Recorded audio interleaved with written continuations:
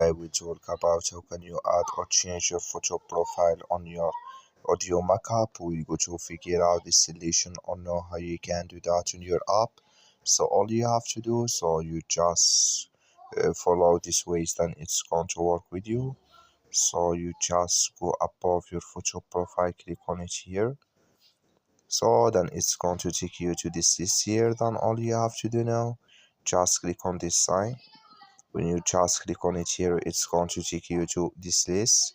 Then all you have to do, you just click here on your photo profile, just click on it here. Then here can you check your photo from camera or select it from your gallery here. So when you down, just go above save, click on it here, then it's going to save with you.